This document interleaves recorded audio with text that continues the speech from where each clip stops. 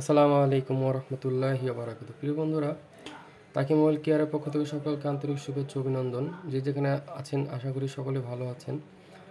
তো আজকে একটি কাজ হচ্ছে আমাদের Realme C2 date complete date. তো এই বিষয়টা নিয়ে আজকে আমরা ভিডিওটি মনোযোগ দিয়ে দেখব। আশা করি অনেক কিছু এখান থেকে শিখতে পারবো।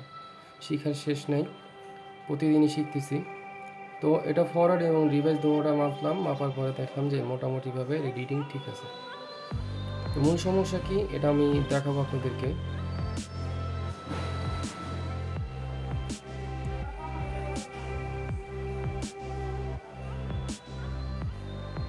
ব্যাটারিটা চার্জ আছে কিনা ওটা আমরা দেখব, এবং পাওয়ার সাপ্লাইয়ে কারেন্ট কত আসে ওটাও আমরা দেখব। 3.5 মোটামুটি চার্জ ভালোই থাকার কথা।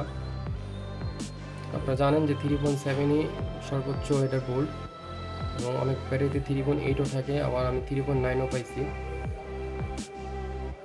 তো এখানে কারেন্ট আমরা চেক করব কারেন্ট কত আসে।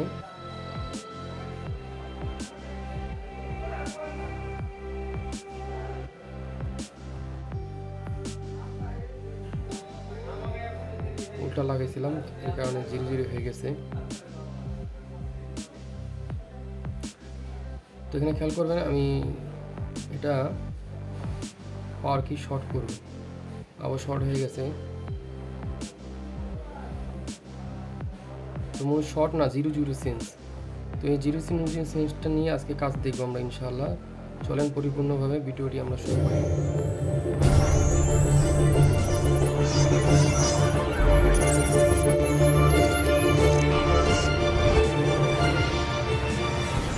তো আমরা মাল্টিমিটারটা সেট করে দিছি ডিসিতে ডাইরেক্ট কারেন্টে, এবং আমরা সর্বপ্রথম বুস্ট কয়েলটা মাপবো। এখানে 0 এখানে কিন্তু খেয়াল রাখতে হবে যে আমরা কিন্তু এটা ইনপুট মাপতেছি, অর্থাৎ ইনপুট যদি না আসে সেখানে কিন্তু কোনোভাবেই আউটপুটের প্রশ্নই আসে না। তো এখানে কোনো ক্যাপাসিটারই আমাদের মূলত ইনপুটটা নেই। তো ইনপুটটা নেই যার কারণে আমাদের স্কেমেটিক থেকে আমরা এখানে বিপিএস লাইনের ইনপুট এবং DSM1-এর ইনপুট খুঁজতেছি, তো এখানে ইনপুট নাই।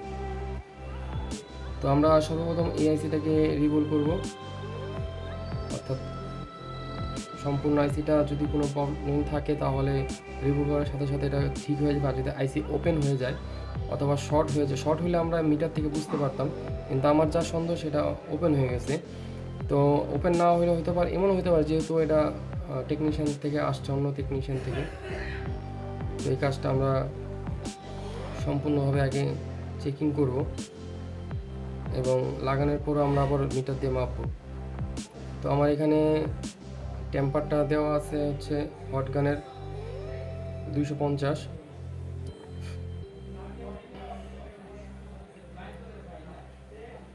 তো আস্তে আস্তে আমরা কাজটা করতে থাকি।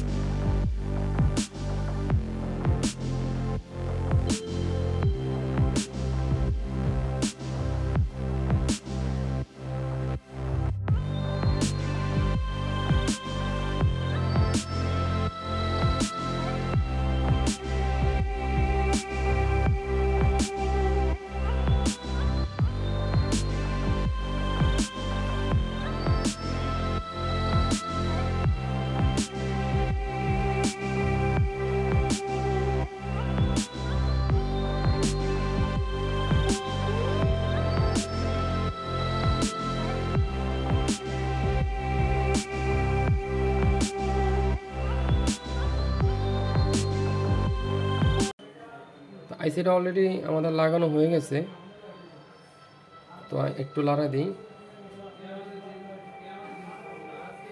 তো এটা যদি আমাদের লাগানো প্রবলেম ফল্ট বের হয়ে যায়, আমরা আবার সাথে সাথে রিপ্লেস করে দিব।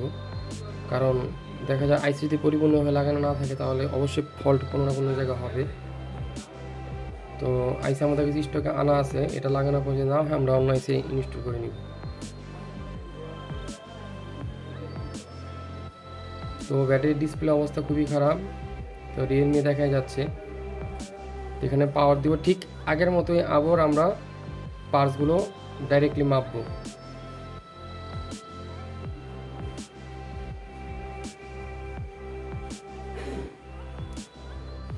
যদি আমাদের এখানে অ্যাক্টিভ হয়ে যায় বেলু, দেখেন এখানে অলরেডি ইনপুট চলে আসছে। যদি ইনপুট আসছে তাহলে কাজ আমাদের হবে। যারা এখানে সাবস্ক্রাইব করেন অবশ্যই সাবস্ক্রাইব করে দিবেন এবং একটি লাইক করবেন, ভিডিওটি অবশ্যই শেয়ার করবেন। তো আমরা এটা পাওয়ার সাপ্লাইতে চেক করব, কারণ ইনপুট যেহেতু আসছে অবশ্যই ফোন কোনো না কিছু কারেন্ট দেখাবে আমাদের।